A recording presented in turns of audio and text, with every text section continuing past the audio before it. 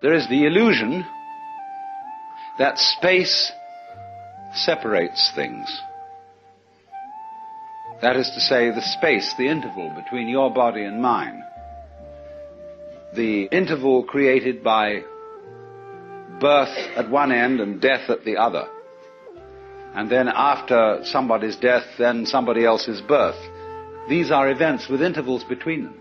And normally we regard these intervals in time and these intervals in space as having no importance, no function. We tend to see the universe itself as really consisting in all the stars and galaxies. That's what it is. That's what we notice. But the space in which all this happens is sort of written off as something that isn't really there. But what one has to realize is that the space is an essential function of the things in the space. After all, you can't have separate stars unless there is a space around them. Eliminate the space and you will see you couldn't have this phenomenon at all. And vice versa.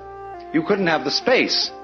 They wouldn't be there in any sense whatsoever if there weren't the bodies in it. So the bodies in the space and the space are two aspects of a single continuum. They're related together in exactly the same way as a back and a front. And you just don't get one without the other. So the moment you see that intervals, that space is connective, you can understand at once how you are not just to be exclusively defined as a flash of consciousness that occurs between two eternal darknesses, which is the popular common sense view which Western man has of his own life.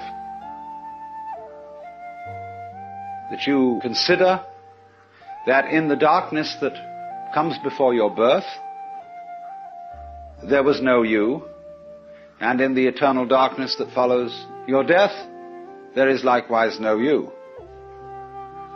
And I'm going to discuss these matters not by appealing to any special spooky knowledge, as if I had been traveling on the higher planes and knew all my previous incarnations and therefore could tell you authoritatively that you are much more than this individuality.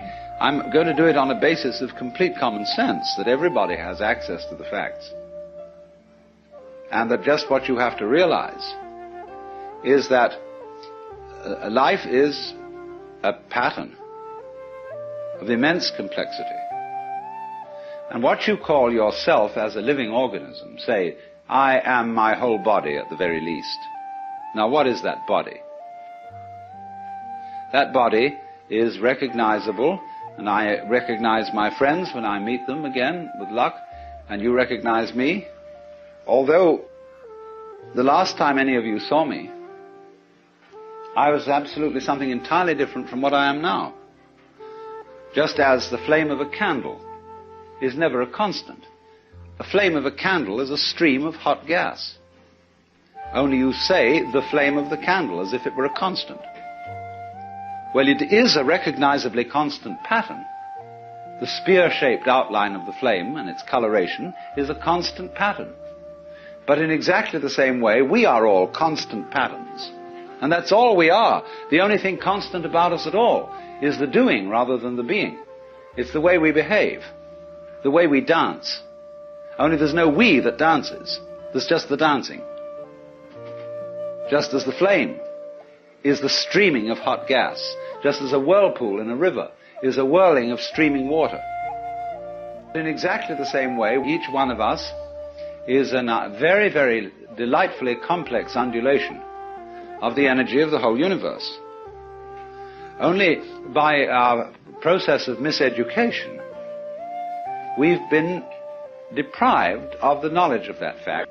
Not as if though there was someone to blame for this, because it's always with our own tacit consent. Because life is basically a game of hide and seek. Because life is pulsation, on and off. Here it is, and now it isn't. And by being this pulsation, we know it's there. See, You don't know what you mean by on unless you know what you mean by off. That's why when we want to awaken someone, we knock at the door.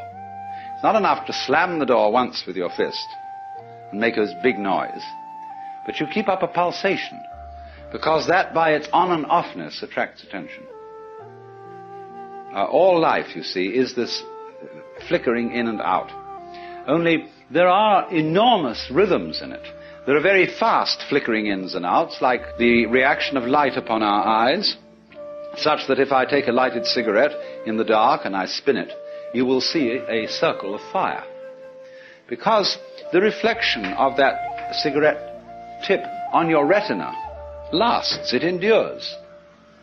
Just in the same way as on a radar screen.